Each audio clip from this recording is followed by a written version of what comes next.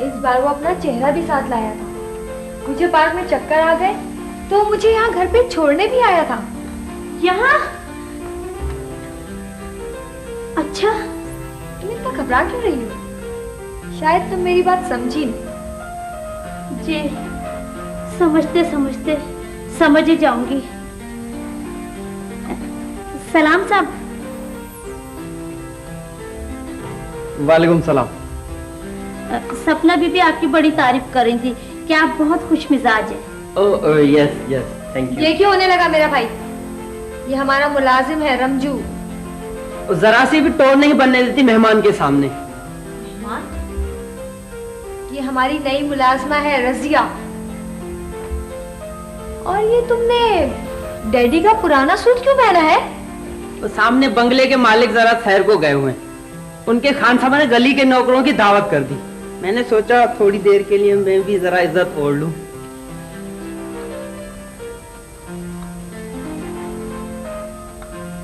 बड़े साहब को मत बताइएगा मैंने उनका सूट पहना। ठीक है जाओ। नालायक, बड़े साहब को मत बताइएगा। लो भैया भी आ गए। हेलो सपना। हेलो। ये कौन है? रजिया, डैडी ने नई मुलाजमा रखी है। ओहो अच्छा अच्छा, ग्लैड टू मीट यू। भैया ये आप गाल क्यों चला रहे हैं? वो आज एक लड़की का हाथ देख लिया था। आप नजूमी भी हैं? बाकायदा नजूमी तो नहीं हूँ, हाँ पॉमिस्ट्री बहुत जानता हूँ। मैंने माइकल एंजेलो की किताबें बहुत पढ़ी हैं। भैया माइकल एंजेलो तो मुसव्विर था। आपने कैरो की किताबें पढ़ी? हाँ। लेकिन केमिस्ट्री में ये चेहरे पे उंगलियों के निशान कैसे बन सकते हैं? वो शादी की लकीर पर इख्तिलाफ हो गया था। अच्छा। मैंने कहा कि आपके हाथ पे शादी की 3 लकीरें हैं, तो उसने कहा हाथ का प्रिंट ले जाइए, घर जाकर गौर से देखिएगा। अच्छा, तो ये उसी के हाथ का प्रिंट है। Shut up, shut up, shut up.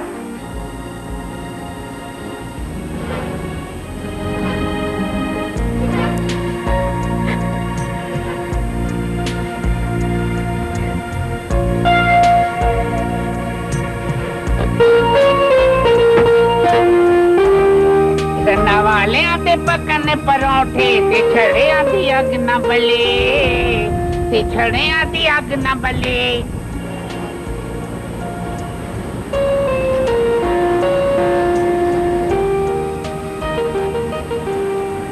Excuse me, थोड़ा सा वक्त दे सकेंगे? No no not at all, मेरे पास घड़ी नहीं है। But who are you? मेरा नाम तहमीना है। मैं एक रिसाले से वाबस्ता हूँ। एडिटर साहब ने कहा एक अच्छा सा फीचर लिखो। आप इस पाइप में रहते हैं? जी हाँ, और कहाँ रह सकता है मुझ जैसा बेरोजगार आदमी। You know, I belong to a seasonable family but no job. This is the complication of the situation of the horizontal of the human being, you see. हाँ, फिर तो आप हमारे रिसाले के दफ्तर में भी काम कर सकते हैं। अच्छा, जॉब मिल जाएगी मुझे? अच्छा तो चलिए, अभी चलिए, अभी चलिए, आइए आइए आइए। हैं? ये मैंने घंटी क्यों बजा दी? चपरासी तो है नहीं यहाँ कोई। एक साहब मिल गए हैं अजीब से। रहते हैं पाइप में लेकिन पढ़े लिखे लगते हैं। अंग्रेजी तो फरफर बोलते हैं। तो फिर? सर उन्हें जॉब की जरूरत है, हमारे यहाँ काम करना चाहते हैं। अच्छा तो बुलाओ उन्हें। आ जाइए मिस्टर जेदी, आ जाइए। अरे हाजिर हुआ मैं। आदाब तस्लीमात अर्ज करता हूँ बंदा परवर। आप बहुत खुश नसीब हैं कि मुझ जैसी शख्सियत से आपकी मुलाकात हो रही है। कैसे मिजाज हैं आपके? किसे बुला रही हो तमीना? उन साहब को बुलाओ जो पढ़े लिखे आदमी। पढ़े लिखे? What do you mean? शायद आप जानते नहीं हैं कि who is JD? I is JD. Oh, you are JD? Yes, I are JD. Mr. JD, G-A-D, I-J-D, Mr. JD matrix second division from Sargoda division. ठीक है, आपको कुछ लिखने लिखाने से भी दिलचस्पी है? दिलचस्पी? कि पूरे 8 साल तक दीवारों पर इश्तेहार लिखता रहा हूं मैं कि हाँ, काली खांसी का शर्तिया इलाज, हकीम बब्बन का जुशाना पीजिए आज। क्या आपको हैजा हो चुका है? हो चुका है यकीनन, हकीम बब्बन से मिलिए फौरन।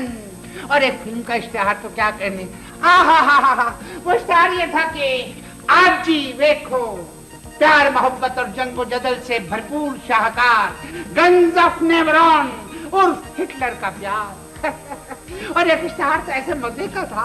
बस बस बस, लिखने लिखाने से मेरा मतलब था राइटिंग, फीचर राइटिंग, लिटरेचर और पोइट्री वगैरह। अच्छा अच्छा, भाई मुझे तो बहुत ही दिलचस्पी रही है पोल्ट्री से। आपका मतलब है पोइट्री? जी जी जी हाँ, यही चीज जी। मैं तखल्लुस के साथ शायरी किया करता था। मेरा तखल्लुस था मिस्टर जेडी अफसोस खरड़िया वालवी। अफसोस? ये क्या तखल्लुस हुआ? दरअसल मैं जब अपने अशार पढ़ता था तो लोग कहते थे अफसोस अफसोस, बस मैंने यही तखल्लुस रख लिया, अफसोस। एक शेर अर्ज किया है, कहिए इरशाद। शुक्रिया। अर्ज किया है, प्यार किया था क्यों अब रात को तारे गिन। वाह वाह वाह, मुकर्रर इरशाद। अच्छा, प्यार किया था क्यों अब रात को तारे गिन, ताना ना ना दिन, ताना ना ना ना दिन। बस मिस्टर जेडी, ये मानामा फुलझड़ी का ऑफिस है। हमें ना आपसे दीवारों पर इश्तिहार लिखवाने हैं और ना इस किस्म की शायरी करानी है। हमें चाहिए फीचर और मज़ामीन। अच्छा अच्छा अच्छा, तो ये आपका रिसाला माहनामा ये आपका माहनामा फुलझड़ी कब शाया हो रहा है? निकला नहीं है, डिक्लेरेशन की दरख्वास्त दी हुई है। जो कमाल है, रिसाला अभी निकला नहीं तो ये आप मज़ामीन किस लिए लिखवा रहे हैं एडिटर साहब? मिस्टर जेडी, रिसाला निकलने से पहले 6 महीने का मटेरियल एडवांस तैयार होना चाहिए। हमारी चीफ रिपोर्टर बिल्कुल ठीक कह रही हैं। Chief reporter? अच्छा, आप हैं चीफ रिपोर्टर? अच्छा भाई, बड़ी खुशी हुई। एक बात बताइए अपना एडिटर साहब के, ये बताइए कि मेरी पोस्ट क्या होगी इस दफ्तर में?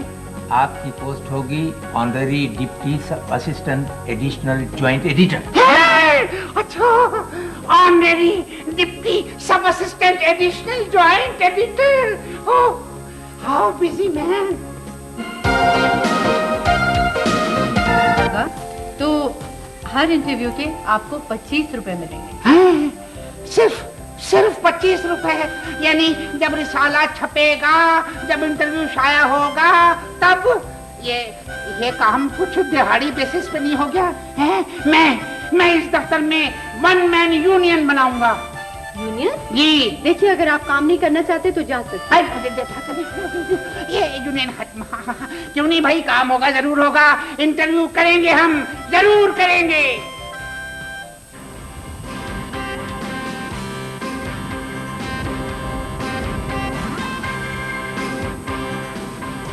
जरा बाहर आइए मोहतरम।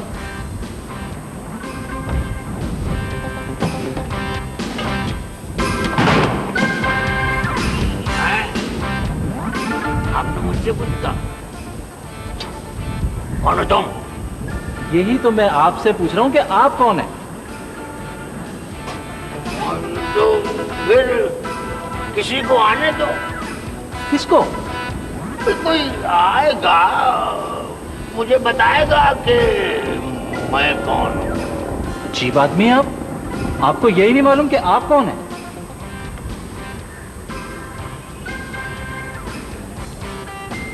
मैं सिर्फ इतना जानता हूँ कि कोई मेरा पीछा कर रहा है, कोई मेरा दुश्मन जो मुझे मार देना चाहता है। उन लोगों को तो मैं जानता नहीं, लेकिन जिनके मकान पर आपने कब्जा कर लिया है ना, वो मिस्टर जेडी अगर आ गए तो आपका गला दबा देंगे, सीधा कब्रिस्तान पहुंचा देंगे आपको।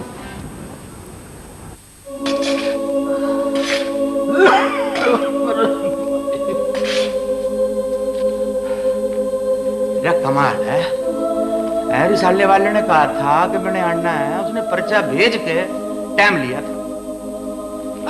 हेलो हेलो हेलो मिस्टर गोरकन, सॉरी, मैं जरा लेट हो गया। वो भाई जी बड़ा इंतजार कराया आपने। उधर एक मुर्दा जो है वो चांस पे रखा हुआ है। कि मुर्दा चांस पे? वो जी वो तो रखे रखे ठंडा हो गया, सीट नहीं मिल रही उसको। अच्छा, मैं माफी चाहता हूँ। यहाँ आने से पहले दरअसल मैं एक बहुत बड़े सरमायादार के पास इंटरव्यू का वक्त लेने गया था, लेकिन उन्होंने मिलने से इनकार कर दिया। तो सरमायादारों के पास जाने की क्या जरूरत है आपको, यहीं रहें। आखिर एक दिन सबने यहीं तो आना है। ये आपने बिल्कुल सही कहा। अच्छा ये बताइए कि आपका नाम क्या है? हमारा नाम चिरागदीन गोरखन। चिरागदीन गोरखन। भाई बड़ी खुशी हुई आपसे मिलकर। क्या कह रहे हैं आप? क्या हो गया? आप पहले जिंदा आदमी हैं जिसको गोरखन के साथ मिलकर खुशी हुई। अच्छा, आपसे मिस्टर मिस्टर चिरागदीन एक सवाल है कि आप लोग कब्र अंदाजन कितनी गहरी खोदते हैं? यही कोई 1 फुट। सिर्फ 1 फुट? जी ज्यादा खोदते हैं तो नीचे वाले मुर्दे को एतराज होवे। क्या नीचे भी मुर्दा होता है? जी मुर्दे के नीचे भी हाँ मुर्दा हुए। जब मुर्दे के नीचे भी मुर्दा होता है तो अंदाजन एक कब्र में कितने मुर्दे होते हैं? बस आप यूँ समझ लें कि आपके साइज के 5 हो। मेरे साइज के? अच्छा तो जनाब आपको पता है आजकल कई मंजिला कब्रें बन रही हैं, फ्लैटों की तरह फ्लैट। अच्छा, यानी आप पुरानी कब्रों को रिकंडीशन करते हैं, लेकिन ये कोई अच्छी बात तो नहीं है कि एक ही कब्र में कई तो जनाब वो मजबूरी है हमारी। हाँ जी, हम देख नहीं रहे कि कितना रश है यहाँ पे। रश है तो क्यों है यहाँ इतना रश? खाने पीने की चीजों में मिलावट, नकली दवाएं, पर गरीब लोग तो बड़े डॉक्टर के पास पहुँच नहीं पाते। समझ रहे मेरी बात को? जी। और वो जो अपनी बजट है ना, उसमें सेहत के सिलसिले में क्या रकम रखी जाती है थारे को पता है? जी। और सड़क पे लोग एक्सीडेंट में मर जाते हैं, सारा पता है थारे को, पर हमारे से पूछना चाहते होता। नहीं, आपने सही कहा। अच्छा आप ये बताइए कि कब्रिस्तानों की हालत इतनी खराब क्यों है? हाँ, जिंदाबादियों की हालत तो जैसे बहुत अच्छी है ना। नहीं, मेरा मतलब ये था कि आप लोग इतनी कमजोर कब्रें क्यों बनाते हैं कि एक बारिश में बैठ जाती है? जनाब आप ये बताएं, कभी आपने सुना कि हमने बजरी या वो सीमेंट को इस्तेमाल की कब्र में? नहीं। कोल तार? नहीं। हाँ जी।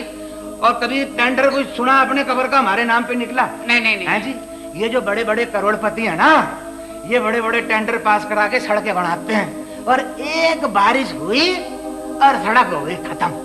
उनसे तो किसी को कोई तकलीफ नहीं है, सारे हमको कोसने पीटने देने आ जाते हैं। ये आपने बिल्कुल सही कहा। अच्छा ये बताइए कि ये जो तजवीज है कि कब्रिस्तानों के गिर्द 4 दीवारी जरूर होना चाहिए, तो इसके बारे में आपका क्या ख्याल है? ये जो तजवीज है कि कब्रिस्तानों के गिर्द 4 दीवारी जरूर होना चाहिए, तो इसके बारे में आपका क्या ख्याल है? ना जी ना, इसकी तो जरूरत ही नहीं है। जरूरत नहीं? क्यों? जी यहाँ से किसी की मजाल है जो बाहर निकलेगा। अच्छा, किसी की मजाल नहीं। और कब्रिस्तान जो है वो वाहिद ऐसी जगह है कि जो अंदर वाला है वो तो बाहर नहीं जाएगा, ना वो जा सकता है, लेकिन जो ये बाहर वाला है ना, वो भी अंदर नहीं आना चाहता। हाँ जी। अच्छा जी। अच्छा एक बात बताएं कि ये कब्रिस्तानों में इतना अंधेरा क्यों होता है? यानी कि खंबे तो होते हैं लेकिन उनके बल्ब नहीं जलते हैं। Load shedding? लोड शेडिंग यहाँ भी होती है? वो जी कहाँ नहीं होती, बहुत से लोगों को परेशानी है इसकी वजह से। अच्छा। हाँ जी, अभी परसों एक साहब यहाँ अंधेरे में आए अपने बाप की कब्र पे फातिया पढ़ने के लिए, पड़ोसी की कब्र पे फूल रख के चल दिए। अच्छा मिस्टर चिरागदीन, अब आपसे एक आखिरी सवाल है।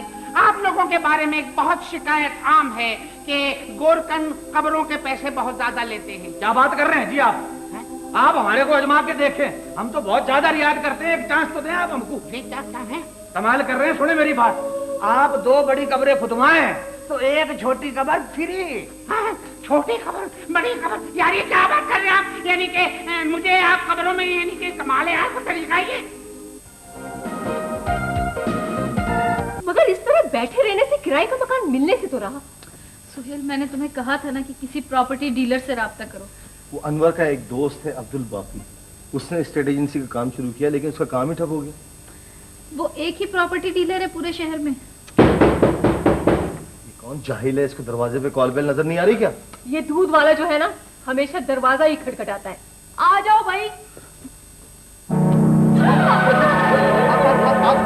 आप कौन है? आप में से चेचक की मरीजा कौन है? मैं तो नहीं है मरीजा।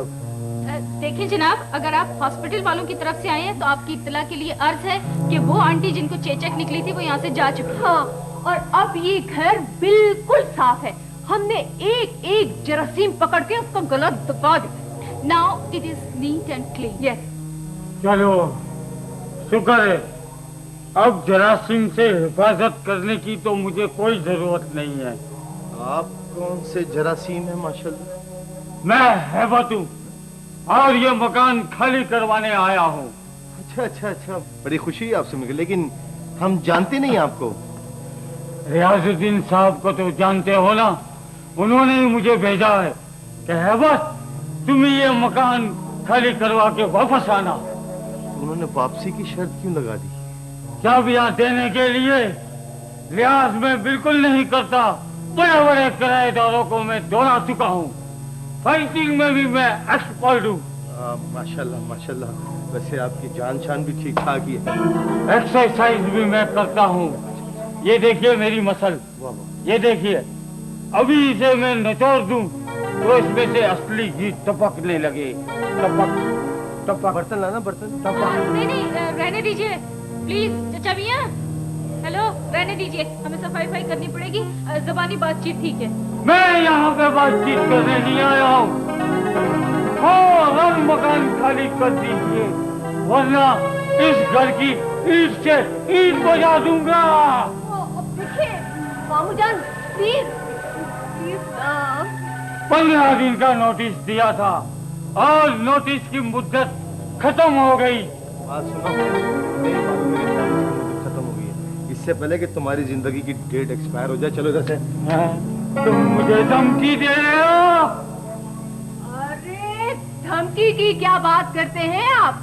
भाईजान अगर जोर से खांसे ना तो दम निकल जाए आपका। लेकिन ये नहीं खा सकते। सुहेल, आप बाजार जाए ना तो वो छुरी तेज करवा के ले आइएगा। तो सब्जी कैसे काटेंगे आप लोग? कुल्हाड़ी से।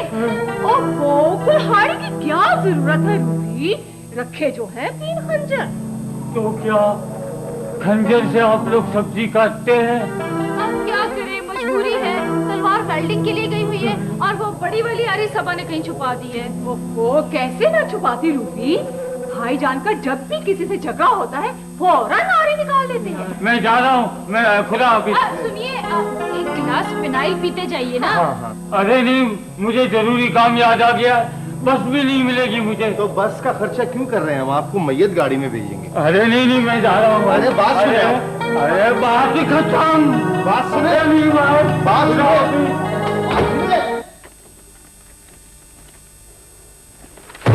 कहता हूँ निकल जाओ। हाँ, क्या हो गया? निकल जाओ इस दफ्तर से।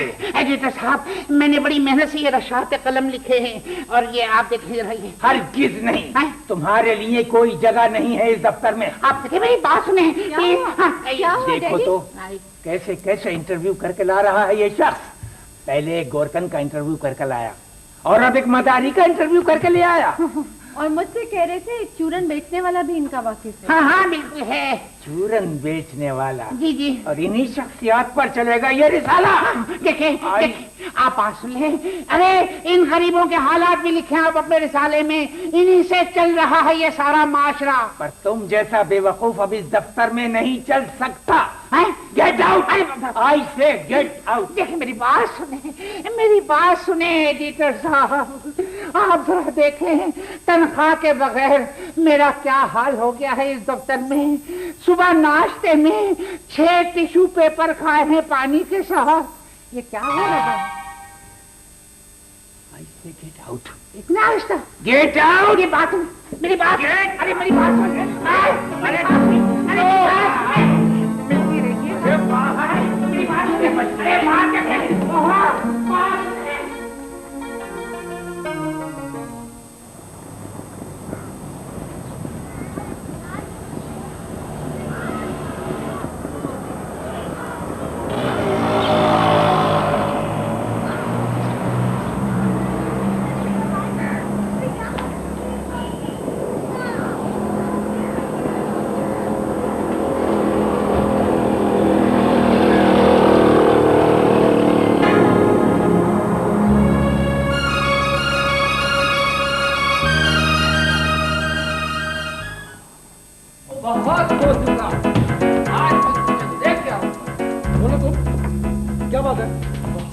चुका साहब, आज बात साफ होगी। मैं पूछ रहा हूँ कौन हो तुम, क्या बात है? वो नुक्कड़ में सफेद बंगले में जो नए किराएदार आए, मैं उनका मुलाजिम हूँ। तुम्हारा मेरे बेटे से क्या झगड़ा है? मेरा कोई झगड़ा नहीं है, असल झगड़ा तो मेरे साथ का होगा। क्यों होगा भाई? छोड़ो उनका हाथ। हटा। ये समझते नहीं है, अभी इनको पता नहीं है कि मैं कितना हाथ छोड़ किस्म का इंसान हूँ। मेरे दोनों हाथ बिजी करके समझ रहा है कि मैं 2 लत्ती नहीं मार सकता। आज तुमने कोई नई हरकत की है। काफी दिनों से हरकतें हो रही हैं साहब। ये जब गाड़ी में हमारे बंगले के आगे से गुजरते हैं तो गाड़ी रोक के खूब हॉर्न बजाते हैं और चले जाते हैं। सायरा बीबी ने शिकायत कर दी अपने डैडी को। क्या? सायरा नाम है? सायरा साहिबा को गलतफहमी भी हो सकती है। भैया, मैं सायरा को जानती हूँ, बहुत अच्छी लड़की है, बिला वजह शिकायत नहीं कर सकती। बड़े साहब ने मुझे हुक्म दिया है कि बात आगे बढ़ने से पहले आप तक पहुंचा दी जाए, ताकि बाद में शिकायत ना हो हमसे। ठीक है, जाओ।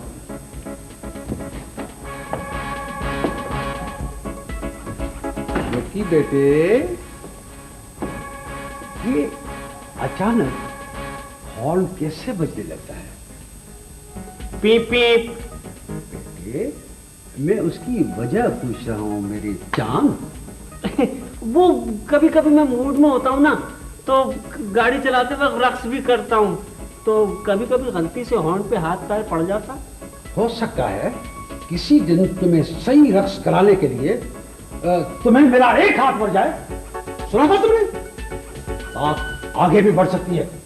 Very bad, very sad. देखा सबने बेटी, आज उनका मुलाजिम मेरे बेटे को पकड़ कर रहा है, यानी सेठ बारानी की बेटे को।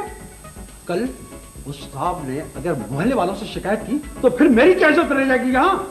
डैडी, वो बंगला है, कोई हॉस्पिटल नहीं है कि जहाँ हॉर्न बजाना मना हो। लेकिन भैया, वो बंगला आपका घर भी तो नहीं है ना, क्यों शोर करते हैं वहाँ पे आप? मेंढक बहुत है वहाँ। मेंढक, अगर चलती गाड़ी के सामने अचानक कोई मेंढक आ जाए तो क्या मैं 3-4 हॉर्न भी ना बजाऊं? मैं बहुत अच्छी तरह से जानता हूं तुम्हारी ट्रैफिक की मुश्किलात। अगर तुम्हारी फिर कोई शिकायत आई ना तो हॉस्टल में दाखिल करा दूंगा तुझे, समझे? टैक्सी में सो गई थी तुम, दिमाग ठिकाने नहीं था तुम्हारा। क्यों बार बार ताने दे रहे हो गई मुझसे भूल, अब मैं क्या करूं? हो गई भूल, अब बेटी की शादी भी भूल ही जाओ। जिंदगी भर पाई पाई जमा करके जरीना के लिए थोड़ा सा जेवर और चंद जोड़े कपड़ों के बनाए, तुमने बेटी का सारा जहज तबाह कर दिया। क्या खबर, वो टैक्सी ड्राइवर सब चीजें लेकर ही आ जाए। अस्सलाम वालेकुम। वालेकुम अस्सलाम। अरे भाईजान, ये ब्रीफकेस किसका है? एक औरत बैठी थी टैक्सी के अंदर, जाते वक्त भूल गई। तो आपने उन्हें वापस कर दिया होता? तो मुझे पता ही कब था, वो तो मैं घर के पास से गुजर रहा था, मैंने सोचा चलो खाना खाता चलूं। जब गाड़ी रोकी तो ये नजर आया। अब उस औरत को भी ढूंढना पड़ेगा। खैर तुम ये बताओ कि खाना किन मराइल में? खाना बहुत दुश्वार है, क्योंकि इस वक्त रूबी किचन में खाने के तजुर्बात कर रही है। थोड़ी देर लग जाएगी। आप कहें तो मैं आपके लिए चाय ले आऊं? हाँ ठीक है। ठीक है, मैं अभी आई।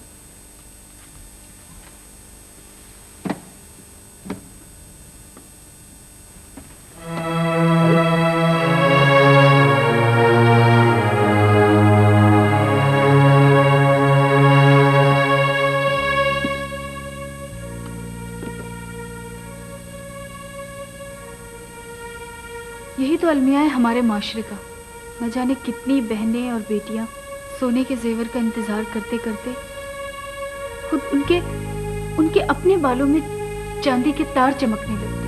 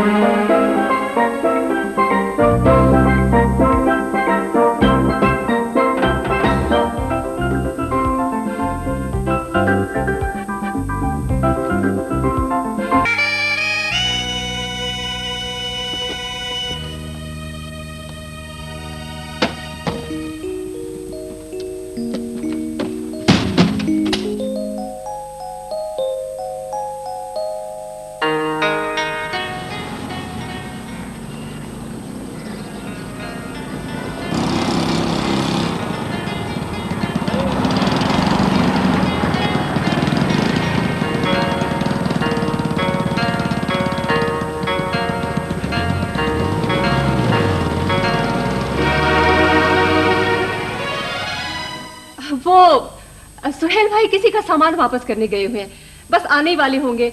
मैं आपके लिए चाय ले आऊं? नहीं नहीं भाई, कोई तकल्लुफ नहीं, अब मैं खाना ही खाऊंगा। हाँ सबा, हाँ देखना जरा, ये नमक है या सोडा ये? अरे आप, मैं तो सोच भी नहीं सकता था आप यहाँ। जी कौन है आप? यानी कि एक्सक्यूज मी, आप तो मुझे ऐसे हैरानी से देख रही हैं जैसे मैं कोई आसमानी मखलूक हूँ। आपने मेरे कमर्शियल स्टूडियो में एड की शूटिंग की थी? क्यों, कहा? सबा, कौन है ये अजीब सा आदमी? ये संजूकी भाई है, सुहेल भाई के दोस्त, कमर्शियल फिल्में डायरेक्ट करते हैं। हाँ ठीक है, लेकिन ये मुझसे फ्री क्यों हो रहे हैं? मैं किसी अजनबी को इजाजत नहीं दे सकती कि वो अपने प्रॉपर इंट्रोडक्शन के बगैर मुझसे यूं मुखातिब हो। और आपने मुझ पर ये इल्जाम कैसे लगा दिया कि मैंने आपके कमर्शियल में काम किया है? ये क्या कह रही हैं आप? बिल्कुल वही शक्ल है। होनी भी चाहिए। इधर जो शक्ल बरसों से है वो मैं आपकी खातिर क्यों चेंज कर दूं? कैसे इल्जाम लगाया आपने कि मैंने आपके एड में काम किया है? बोलिए। मैं अब क्या बोलूं? संजूकी भाई, ये मेरी सहेली 1 करोड़पति बाप की बेटी है, इन्हें भला किसी एड में काम करने की क्या जरूरत थी? बिल्कुल ठीक कहा तुमने, बिल्कुल ठीक कहा। क्या जरूरत है मुझे किसी एड में काम करने की? खामखा इल्जाम लगाए चले जा रहे हैं। मैं माफी चाहता हूँ, यानी कि एक्सक्यूज मी, लेकिन आप दुल्हन बनी हुई थी। दुल्हन? दुल्हन यानी कि दूसरा इल्जाम।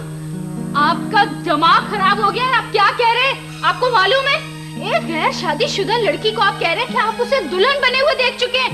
ये कैसी बातें कर रहे हैं आप? कहीं किसी मिलते जुलते चेहरे की गलतफहमी तो नहीं हो रही संजूकी भाई आपको? हो सकती है, गलतफहमी भी हो सकती है। वैसे आप याद करें, प्लास्टिक के बर्तन 10,000, बिल्कुल वही चेहरा है। तो वाह, अजीब और गरीब इंसान है आप। कैसे कैसे खब्तुल हवास लोगों को तुम्हारे भाई ने अपना दोस्त बनाया हुआ है। हाँ, आने दो सुहेल को, देख लूंगी मैं।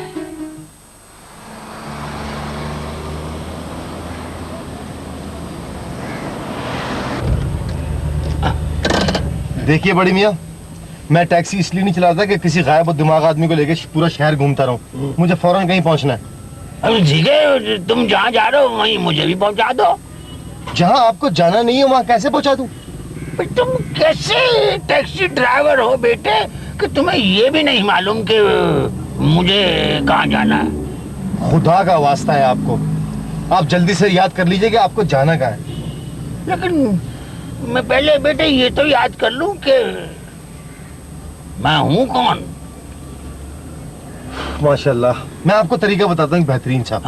आप नीचे उतरिए हैं और उतर के याद कीजिए। चलिए। अच्छा अच्छा, 90 रुपए दीजिए। 90 रुपए? माफ करना टैक्सी ड्राइवर बेटे, मैं जहाँ से चला था, मैं कहाँ से चला था मुझे क्या पता। खैर कोई ना कोई तो जगह होगी वो जहाँ मैं चला था। बस मजे की बात क्या हुई मजे की बात ये हुई कि मैं जब वहां से चला तो जेब में पैसे डालना भूल गया। रहने दीजिए पैसे। आप बहुत बहुत शुक्रिया, आप उतर गए, आपका बहुत शुक्रिया। ये अपना बैग लीजिए, चलिए। अच्छा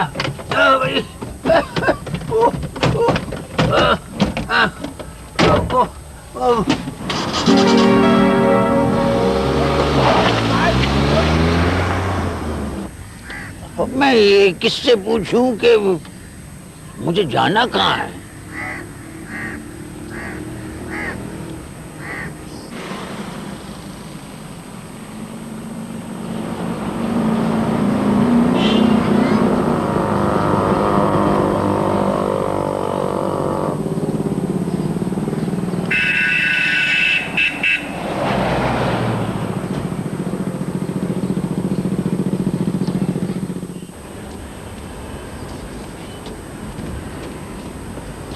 अरे ए भाई, ओहो बाबा जी, अरे बाबा जी, बाबा जी, ओहो, भाई कौन है आप? ये मेरा घर है, मेरा घर है। आपने दिन दिहाड़े कब्जा कर लिया है? चले निकले यहाँ से। अच्छा, ये आपका घर है? भाई मेरा घर है, जाएं आप अपने घर, चलें। तो मेरा घर कहाँ है? भाई मुझे क्या मालूम आपका घर कहाँ है? चलें अपने घर जाएं, जाएं। ठीक है, चले जाते हैं, चले जाते हैं। इसमें नाराज होने की क्या बात है? चले जाते हैं, चले जाते हैं।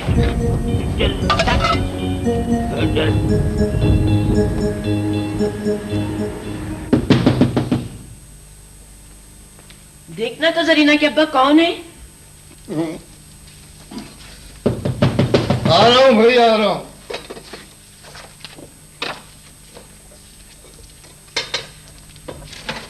कौन है भाई?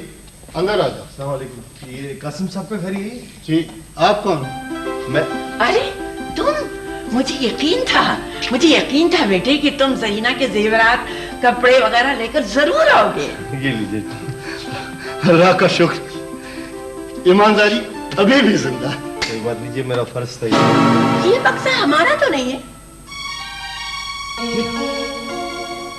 ये सामान कैसे बदल गया? नहीं भाई, ये हमारा बक्सा नहीं है। देखिए, मैं आपका हुलिया बता के बड़ी मुश्किलों से यहाँ ढूंढता पहुंचा हूँ, और ये बहुत अच्छा किया जो तुमने हमारा मकान ढूंढ लिया, मगर हमारा बक्सा कहाँ है? मैं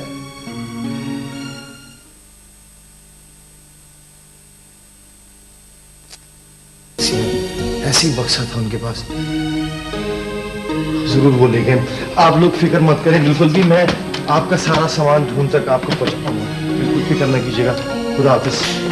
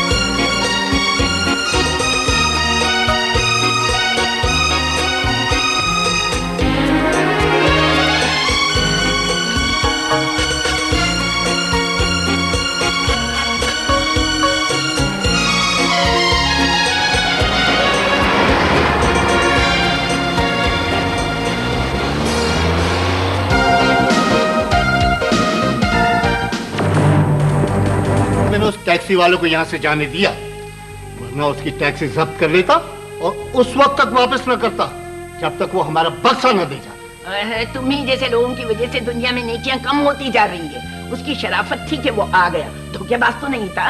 ये तुम्हें कैसे मालूम? अगर धोखेबाज होता तो वो हमारा घर ढूंढते हुए यहाँ ना आता। ये हमारी गलती से हमारी बच्ची का बक्सा कोई और ले गया। हम तो इस टैक्सी वाले का क्या कसूर है? इंस्पेक्टर साहब, यकीन कीजिए, इसमें मेरा कोई कसूर नहीं है। मैं तो वो अटैची केस वापस करने जा रहा था जिसमें उस गरीब औरत की बेटी के जहेज के कपड़े और जेवरात वगैरह थे। कसूर इस बात का है कि उस गैर दिमाग बूढ़े को अटैची केस क्यों ले जाने दिया? तो सोच भी नहीं सकता था कि वो अपना अटैची केस छोड़ जाएगा और दूसरा ले जाएगा। दोनों एक जैसे थे, बिल्कुल इस तरह के, और इस बात पर मैंने गौर नहीं किया था। गौर ना करने से आदमी फंस सकता है ऐसे मामलात में। मुझ पे शक कर रहे हैं और ये समझ रहे हैं कि मैंने वो जहेज वाला अटैची केस गायब कर दिया? नहीं, जो टैक्सी ड्राइवर उस गरीब औरत के घर तक पहुंच गया, बाद में वो थाने आ गया, मैं उस पर शक नहीं कर सकता, मगर तुमसे कोताही जरूर हुई है। क्या करूं इंस्पेक्टर साहब, आप प्लीज जल्दी से उस बाबा को तलाश कर लीजिए, वरना मैं मुश्किल में फंस जाऊंगा। मैं पूरी कोशिश करूंगा कि वो खफ्तुल आवाज बाबा मिल जाए। अगर मिल गया तो तुम्हारी ईमानदारी के बायस मैं महकमे से सिफारिश करूंगा कि तुमको इनाम दिया जाए। मगर इंस्पेक्टर साहब, मैंने किसी इनाम की खातिर ये नेकी नहीं करनी चाहिए थी। अगर एक ईमानदार टैक्सी ड्राइवर की हौसला अफजाई की जाए तो दूसरों के लिए एक अच्छी मिसाल बन सकती है। काश इस महकमे में आप जैसी और भी मिसालें हों। प्लीज इंस्पेक्टर साहब, आप जल्द अज जल्द वो अटैची केस तलाश करवा लीजिए। ये क्या हो गया? वो बाबा कहाँ चला गया? जाते जाते अपना अटैक की केस यहीं छोड़ गया। कहीं इसमें बम न हो।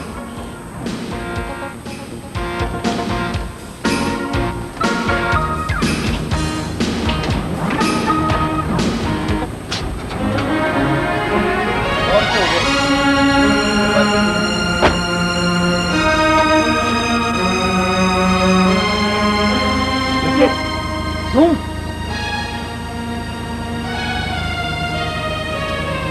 माफ कीजिएगा, टैक्सी खाली नहीं है।